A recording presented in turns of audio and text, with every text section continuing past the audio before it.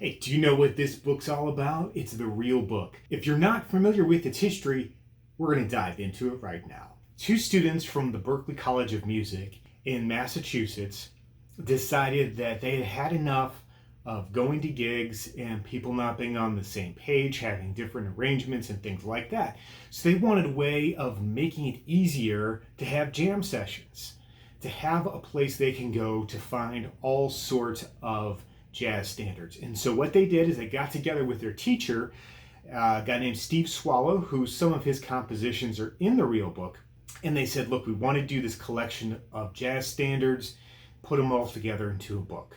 And so they sat down, and that's exactly what they did. They found and identified hundreds of jazz standards, wrote them all down by hand. This was in the 1970s, so they didn't have software they could go to, and finding a way to publish music was hard enough. So they just went with what they had and wrote these things down. And there are hundreds of them. Once they had their full list compiled and as accurate as they could get them at the time, they took that to the school's printer. Now, most universities have a place where you can go and get packets created and made. Even then, they could do this. And a lot of professors will do this. They'll collect articles and other materials from all different sources and put them together into a book that's meant for a specific class.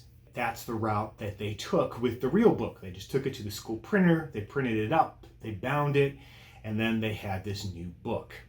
But they needed a title. So it just so happened at Cambridge, there was a newspaper called The Real Paper. So it was a student paper, and they took the title from that. They just changed it to The Real Book, which is also a callback to the fake book idea, which is just a list of songs in a book that have the melodies written out, they have the chords written above them, and then you can essentially fake a song rather than playing an actual arrangement or a specific arrangement. So let's take a look at that real quick. All right, so here's one example of the famous jazz standard Misty. You can see at the top we have the chord symbols, and then we just have the melody and the key. Now this might not even be the original key. I think in this case it is, but sometimes it's not. So anyway, you would take that and you would come up with your own arrangement. You could then use those chords to create a solo and all sorts of things. Now, once word got out about this Real Book, jazz musicians all over the country thought, hey, this is a great idea. It's a time saver, essentially. If you don't know a tune at a jam session and you can read, you just throw up the Real Book, you play through it, whatever song is called out, and then you can play along. So great resource for jazz musicians. The only problem is it was copyrighted material, which meant it was illegal. Now, the two students knew that it was illegal, and so what they did is they went to a lawyer and they tried to work something out. They tried to figure out how can we make the Real Book legal. And it turned out it was just too cost prohibitive. So it still became almost like a viral self-published book, because everywhere you went that jazz was being played, you would find a copy of the Real Book. So where were they getting them? Well, there's two places. One, it was from jazz programs at universities. Since the Real Book was being used as part of a class to learn, it was for educational purposes, and therefore they could sell them through the universities. And of course, they would just print them out in those print shops, like I mentioned before. Or you could go to music stores, and they would often have them either in a back room or under the desks. They weren't out for sale, but if you knew what to ask for, you could get a copy of the Real Book. But there were a few downsides to the Real Book. One, because 2 to 3 people were responsible for creating all this content, you can imagine there were many errors made. It was written by hand, it was done over a long period of time, but I mean, that's a lot of work for anybody to have to pull off. So there were a lot of errors in it as a result, and so you had to kind of be aware of those errors when you went to play the tunes. In fact, over time, a page at the beginning of the book showed you or told you what the errors were in that book so that you could then find them, correct them, and move on. Here's what the correction page, one of them, looked like, where it would just give you the name of the tune, the page number, and what needed to be corrected. So it wasn't corrected in the song, it was corrected on these correction pages. So it was up to you to look at those pages to make sure you're playing the song correctly. Another problem is that they fell apart easily. They weren't meant for, long-term use. They were just made in print shops, basically. So they had just cheap bindings, cheap paper. I know that when I started music school, I got a copy of the real book. And by the time I was done 4 years later, that copy was tattered. The cover had fallen off. The last several songs had fallen off the back. It was just a mess. So I bought a second one before I graduated. In fact, this is what it looks like. And one of the things that they had done since then, even though this is still the 5th edition, is you could get them with an extra cover. So mine actually has 2 covers in case one of them falls off.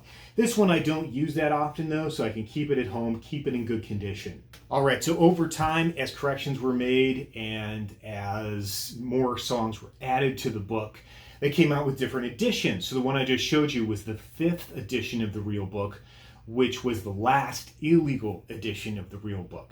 Now, over time, companies like Hal Leonard, which is a major music publisher, decided, okay, there's a demand for real book, let's try to come up with something. And so what they did was came up with this. This is called the New Real Book. It's published much differently from what we had before. You can see in here that the font is different. They tried to do kind of a handwritten looking font, but it wasn't quite the same. In fact, the songs you could find in that book were very different. There were some crossover with the original real book, but not a ton. Now, there are some great tunes in this book that aren't found in the original real book, and they're more accurate than the original real book as well. So the new real book is still being sold today, as is the regular real book, but we'll get into that in just a second.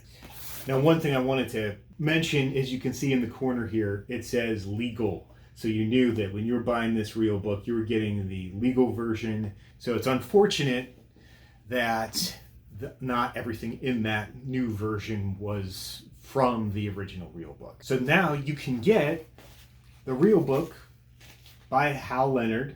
It's legal, and it looks just like the other one. In fact, they called it the 6th edition, just kind of showing that, yes, this is legal. This is the same book that you had before. But is it? The answer is no. It's actually not exactly like the original real book. There are songs missing from this that they just couldn't get the rights to. For example, you have the Charles Mingus tune, Goodbye Pork Pie Hat, one of my favorite jazz standards. It's not in here. The super common jazz standard, On Green Dolphin Street, it's not in here. The Frank Zappa tune, Son of Mr. Green Jeans, which I really love, that's in the original real book, that's not in here either. But most of the original real book is here. It's not like the new real book. It's much more like the original. I love this one. It's got some great stuff in it. But I like having copies of all of them because they each have their own unique features, their own unique songs, making any version of the real book a great one to get. Now, since then, of course, and even when it was still illegal, there were 3 volumes that you could buy. And there's 3 volumes of the legal one in the same manner, and 3 volumes of the new real book as well. However, you can get these for bass clef, you can get these for transposed instruments. You have a B flat real book, you have an E flat real book. And now, since Hal Leonard owns them, they use this same idea for other types of real books. In fact, here's an example. One of the types of real books you can get is the Christmas real book.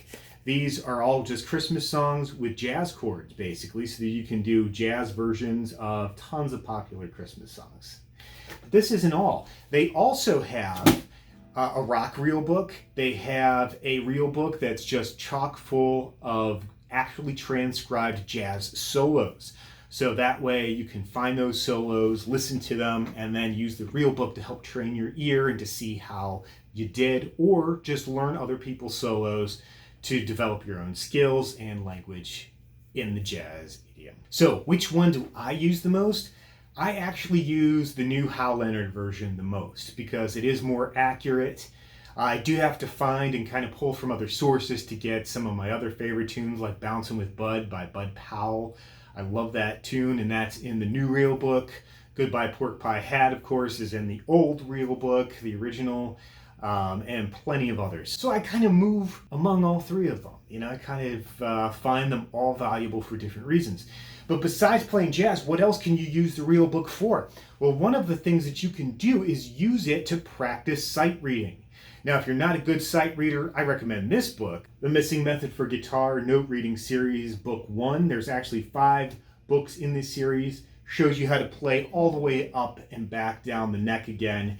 It's great to help improve your sight reading and just reading music in general. That's available at themissingmethod.com and most online retailers.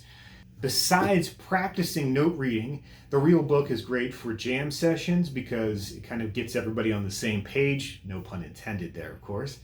And it's also great for checking your work. So I always feel that with jazz, the best way to learn a tune is to listen to a recording of it and try to figure out as much of it yourself as you can. And then go to the real book. See how close you were. See what you got right, what you got wrong. Or if there's something that's driving you crazy and you absolutely cannot figure it out, that's where the real book comes in.